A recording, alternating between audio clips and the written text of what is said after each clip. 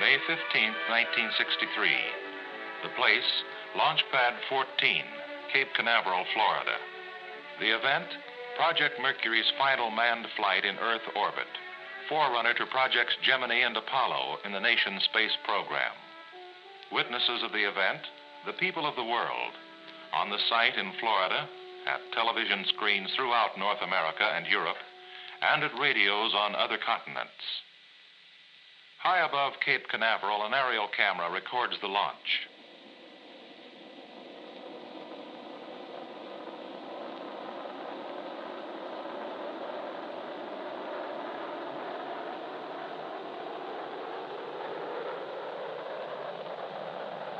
The primary purposes of the fourth American manned orbital flight were to confirm how well man can function in space during a day and a half of weightlessness, and to test the efficiency of the human being as a primary component of a spaceflight system.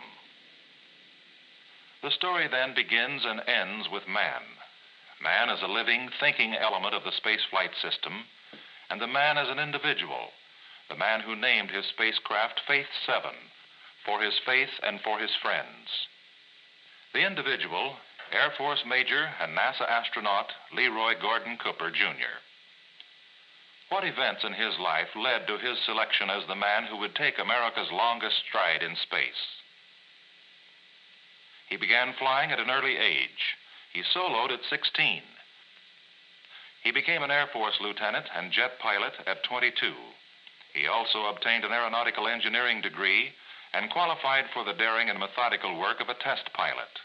By the time he was selected as an astronaut, he was a trained, experienced test pilot of supersonic jets. But the demands of spaceflight were new, beyond anything previously demanded, even from a supersonic test engineer. New knowledge was essential, new academic training, from astronomy and celestial navigation to studies such as astrodynamics, spacecraft structures, bioastronautics. As an astronaut, Gordon Cooper entered another world of sensation, such as weightlessness, the absence of gravity, which can be simulated on Earth for only brief periods. He underwent hours of training on centrifuges, experiencing the forces of acceleration. He learned special breathing techniques to help him function under the crushing forces of liftoff and re-entry. He learned firsthand the sensations he would encounter in a tumbling spacecraft, and learned to control the craft's attitude in various dynamic conditions. Astronaut Cooper flew dozens of training missions on the ground in spaceflight simulators. He learned operational procedures and emergency techniques. He became as familiar with his Mercury spacecraft as with his own home. And if something went wrong with that spacecraft, he was trained to survive on the desert, in the open sea, wherever he might be forced to land in an emergency. By the morning of May 15, 1963, astronaut Gordon Cooper, engineer test pilot, was as ready to orbit the Earth as his own intelligence and the resources of science could make him. Ready as a man, a highly qualified person. But more than that was required. He must also be prepared as the component man, part of the control loop of a spaceflight system.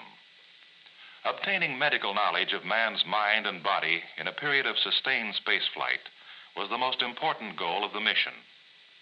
To take his temperature, a new oral thermometer was used.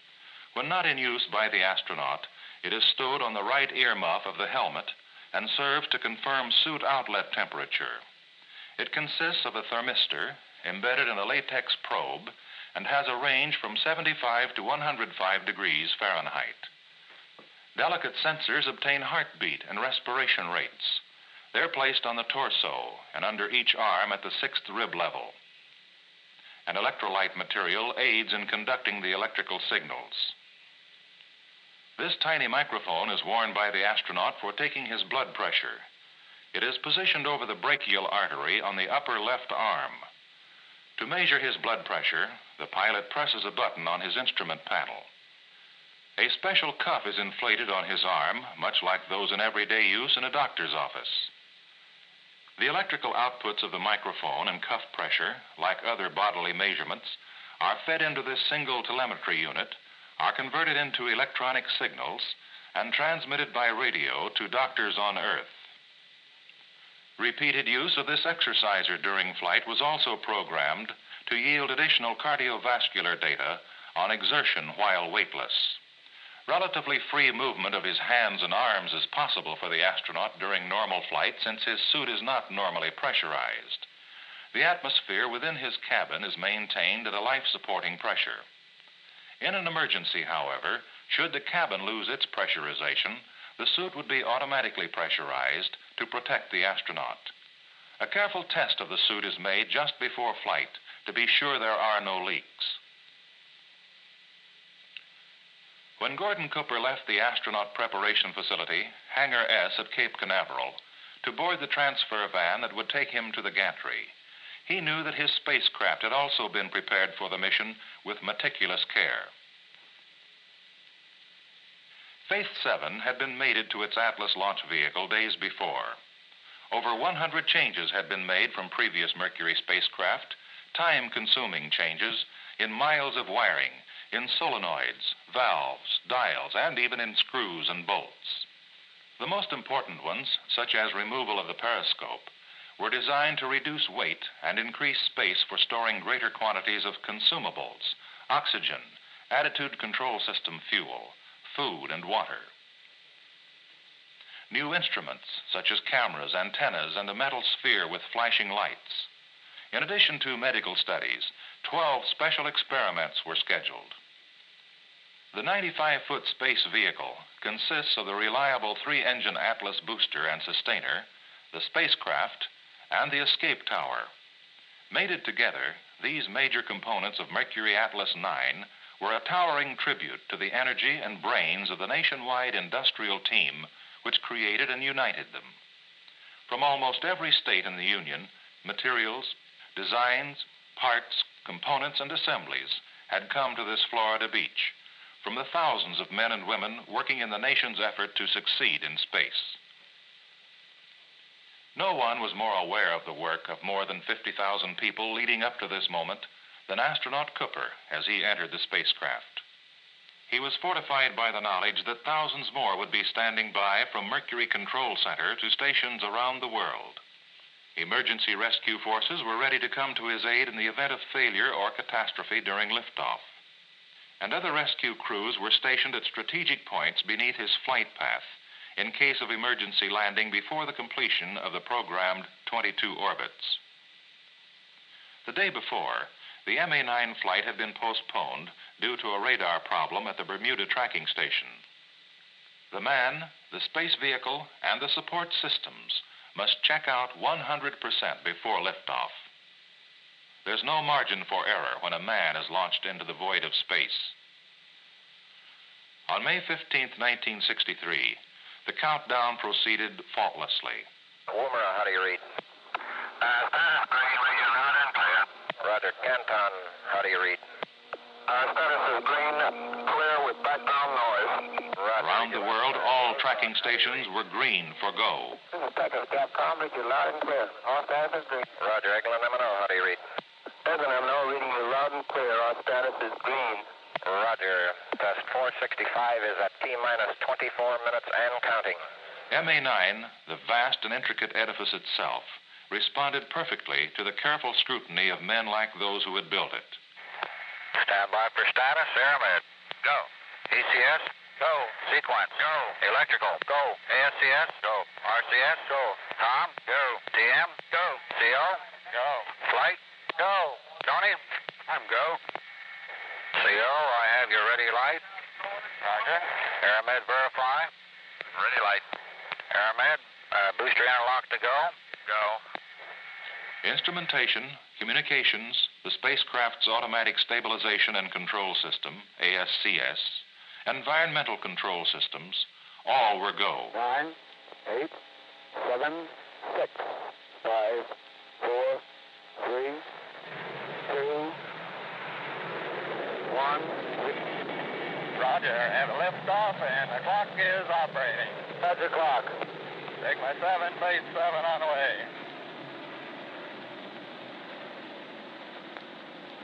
Standing by to start the backup clock. Roger. 3, 2, 1, mark. Roger, and the backup clock is running. Roger, you look good here, Dodo. Roger, feels good, buddy. Great sport. 30 seconds and fuel is go. Oxygen is go. Cabin pressure on the top peg altimeter is working. Hey, Roger, you're looking beautiful. What an afterburner. That's the beauty of your clock doing thing. As the spacecraft reached maximum dynamic pressure, all systems were go. As it rises, the vehicle is acquired and tracked by radar. Its automatic control is switched to the ground station. In the outer atmosphere, the vehicle is tilted toward the horizontal course. The escape tower remains in position to pull the spacecraft away from the launch vehicle in an emergency. At about 2 minutes 15 seconds of flight, BECO, or booster engine cutoff, will occur. Sun is coming in the window now. Roger, we're standing by for your BECO. Roger. Animation will show events beyond camera range. Roger, BECO. The sustainer engine drives Faith 7 toward orbital speed and altitude. When the spacecraft can escape with its own posigrade rockets, the tower is jettisoned. And there goes the tower. And does she take off? At 100 miles up and a speed of 17,544 miles per hour, SECO, sustainer engine cutoff, occurs as Faith 7 is inserted into orbit. 1 second later, it separates from the launch vehicle. And Sep Camp Green, SECO, I'm on aux stamp. Going fly-by-wire. Everything is green here. Faith 7 was inserted into orbit exactly in the center of its programmed envelope. Using fly-by-wire control, astronaut Cooper then turned the spacecraft so that it traveled with the retro rockets and the heat shield facing forward. This way, the retro rockets could be fired to reduce speed and end orbital flight if necessary. The small jets of hydrogen peroxide, which change the spacecraft's attitude, have no major effect on the path or velocity of the orbital flight. At 14 minutes 53 seconds, contact was made with the Canary Islands tracking station. Faith 7, this is Canary Capcom. Roger, Canary Capcom, Phase 7, reading you loud and clear. What temperatures would you like, over? Capcom is the capsule communicator in contact with the spacecraft at each tracking station. In addition, 28 ships and 172 aircraft were stationed around the world in pre-selected recovery areas. Contingency forces were also ready in the event of emergency landing. Phase 7, this is Zanzibar Capcom. How do you read? Roger, Zanzibar, reading you loud and clear. Phase 7 here. An added advantage of having a man performing in the spaceflight environment was indicated by astronaut Cooper's ability to keep a detailed record of his flight on the onboard tape recorder. For example, approaching his first night. First night side, and I have a bright blue band, a thick diffused band of blue color, a bright blue band. The sun spread out very widely. Is setting now. And there it goes. Phase 7, Perth has the lights on tonight. You might look for them and see. Roger, I have the lights of Perth in sight, loud and clear. From the perigee or low point of 100 miles over Bermuda to the apogee or high point of 166 miles over Australia, the first orbit was nearly perfect. Capcom at Guaymas, Mexico, gave astronaut Cooper his go for 7 orbits. We're giving a go for 7 orbits. Roger. For 30, how many? As many as you want. Roger. If all was well, in the 7th orbit, he would get a go for 17, then for the full 22. Meantime, he began the special experiments. The first was the use of this slow-scan television camera to relay pictures to the ground at the rate of 1 picture every 2 seconds. These pictures resulted from a transmission over Florida. 15 minutes before sunset on the 3rd orbit, Major Cooper prepared to eject this sphere or beacon for another experiment to find out how well man can see flashing lights in space to help with rendezvous and docking maneuvers in future space programs. And I am on fly-by-wire. I've armed the squib. Pitching up very, very slowly.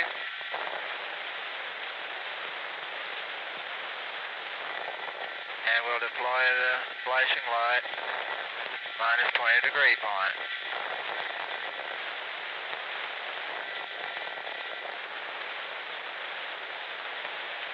Flashing light is deployed. Once ejected, the beacon assumed its own orbit, which kept it at varying distances from the spacecraft. Major Cooper was unable to find it on the third orbit. However, on the next orbit, he saw the light clearly. Quite bright, quite discernible. At the order of a second magnitude star now. Beyond 10 or 12 miles, the flashing beacon became less discernible. In the fourth orbit also, the first of a series of tests were begun to measure radiation in space, where a belt of fission electrons trapped in the lower regions of the Earth's magnetic field would be penetrated by Faith 7 on orbits passing over eastern South America and the South Atlantic Ocean. Primarily, the measurements were made by two Geiger counters located on the RetroPack. One of the Geiger counters surveyed a hemisphere-shaped area unobstructed by the spacecraft and unaffected by radiation scattered by its structure. The other registered radiation directly in the path of travel. Trapped electrons spiraling along the Earth's magnetic flux lines were primarily the source of radiation. Several devices were provided to measure radiation piercing to the interior of the spacecraft. A pocket ion chamber, or dosimeter, a film patch attached to the hatch of the spacecraft, a photographic emulsion pack carried on the instrument panel, and 4 film patches worn beneath the astronaut's pressure suit, one in his helmet, the other 3 on his body. The packages contained 2 kinds of film, one sensitive to protons, one sensitive only to electrons. Both the nature and the amount of exterior and interior radiation at the Mercury orbit altitude were ascertained during the flight and found to be well below the level harmful to man. Astronaut Cooper was able to drink water successfully in his weightless condition, but he had some difficulty in transferring the water needed to make some of his packaged food edible. Experimental foods were freeze-dried and dehydrated so that adding water would restore their taste and consistency. Other foods were packaged in bite-sized bits. Small sandwiches, brownies, and other dessert-type foods were easily eaten. Other experiments were highly successful. For example, on the 6th orbit, astronaut Cooper clearly saw a 3 million candle power light shining up from Bomfontein, Africa. Such a light may be used to guide future moon explorers on their return to Earth. He carried out several experimental photographic assignments, such as taking pictures of the Earth's horizon or limb, which may also serve as a navigation fix in longer space flights. Another photographic research project involved use of a 35mm camera to shoot 2 dim light phenomena best observed beyond the Earth's atmosphere. One is called zodiacal light, believed to be a weak reflection of sunlight from free electrons and dust particles. The other dim light phenomenon he photographed was the Earth's night airglow layer, a weak 3-colored band of light around the Earth. Time exposures with a 35mm camera will yield data on the height and intensity of these layers and on solar energy conversion processed in the upper atmosphere. Infrared photography of the Earth on black and white film was also performed for the Weather Bureau to obtain data for the design of improved television cameras in future weather satellites.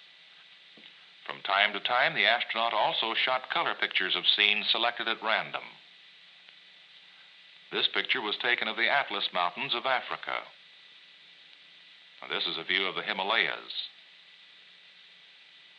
the Philippine Islands.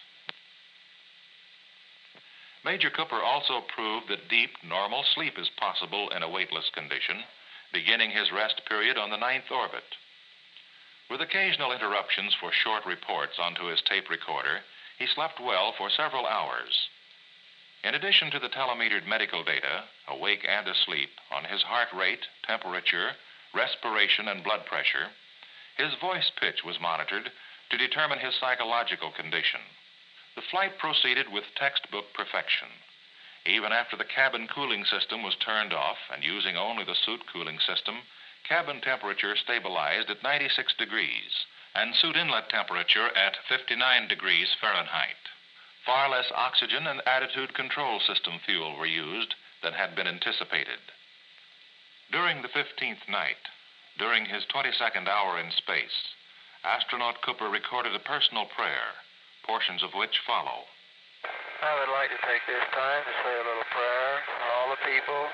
Thank you for the privilege of being able to be in this position, be up in this wondrous place, doing all these startling, wondrous things that you've created. Be with all our families. Let them know that everything will be okay. We ask it in thy name. Amen. The textbook flight continued. All systems go, all perfect. On his 16th orbit, astronaut Cooper sent greetings to the summit meeting of African statesmen. Hello, Africa. This is astronaut Gordon Cooper speaking from Faith 7. I am right now over 100 miles above Africa, speaking to the Zanzibar station. Just a few minutes ago, I passed Addis Ababa. I want to wish success to your leaders there. Good luck to all of you in Africa. All clear, all systems perfect. Orbits 15, 16, 17, 18. 18 times around the Earth. Orbit 19 began at the 20th minute of the 28th hour. Faith 7 and astronaut Cooper were out of voice contact from Bermuda around more than half the world to Hawaii. Hawaii, Capcom, Faith 7. Go ahead, 7. This is Hawaii, regional.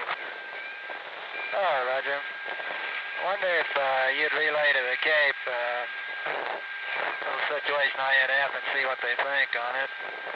While turning my warning lights off and back onto dim, my 05G telelight came on in my telelight panel. The .05 gravity light normally comes on after retro rockets have been fired and the spacecraft has begun to fall toward the Earth. It indicates deceleration on encountering the atmosphere. But Faith 7 was maintaining its orbital path and velocity. Therefore, the question was whether the .05 gravity switch alone had been triggered by a short circuit, or whether the entire automatic control system had skipped the programmed retro rocket and re-entry phase.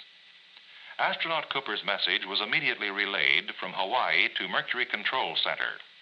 By the time he passed over Cape Canaveral, beginning his 20th orbit, NASA and contractor engineers had broken down complete schematic diagrams of the spacecraft and were ready to spell out certain tests for the astronaut to make to determine the seriousness of the unscheduled light.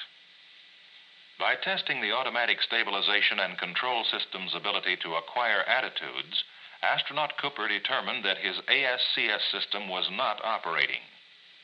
He performed more tests and exchanged information directly with tracking stations and by relay with Mercury Control at Cape Canaveral. A machine seldom makes a mistake, but a machine fails. A man must not fail. Between the man in the spacecraft and the men on the ground, it was determined that astronaut Cooper would have to fire his retro rockets and control re-entry by hand. His autopilot had failed. Without a man to bring the ship down safely, the spacecraft and the mission's most valuable data would have been lost. The task was difficult, but the man was trained. On his final orbit, astronaut Cooper completed final checklists for retrofire and re-entry, reported final data. Each error of 1 second in timing would cause a 5-mile error in landing point. Near midway, at the selected recovery area for the 22nd orbit, the carrier Kearsarge, smaller rescue ships and aircraft had been alerted and were ready for emergency procedures. A minute error in Faith 7's re-entry attitude could also result in a perilous under or overshoot of the recovery area. At the 30th second of the 56th minute of the 33rd hour of flight, astronaut Cooper contacted John Glenn on the coastal Century Quebec near Japan. I'm looking for lots of experience on this flight. You're going to get it. 10 seconds before the 34th hour of flight, to assist astronaut Cooper in the critical timing, John Glenn began the final countdown. 10, 9, 8, 7, 6, squib arm, 4, 3, 2, 1, fire. Roger, a green one here.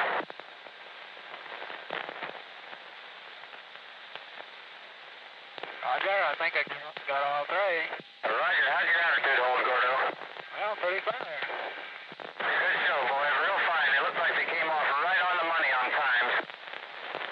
Roger, I think so. Astronaut Cooper had fired the retro rockets on the second. He jettisoned his retro pack.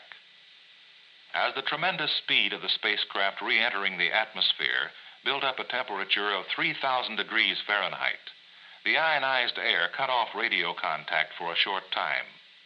Now it was a matter of waiting, hoping for contact to be reestablished, hoping for accuracy, hoping the chutes would open and hold.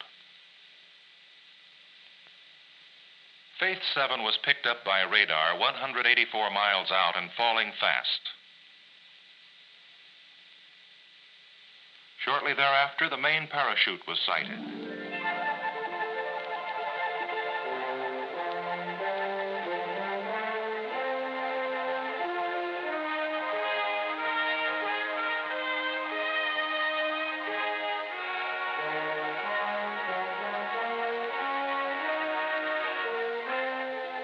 And so it ended. 34 hours, 20 minutes, 31 seconds. The flight of a man in space 22 times around the Earth, 540,000 miles, farther than to the moon and back, ended within seconds of its program time and within 4.5 miles of the carrier Kearsarge. Oh, Roger, I'd like to come aboard the carrier if they'll grant me permission for an Air Force troop.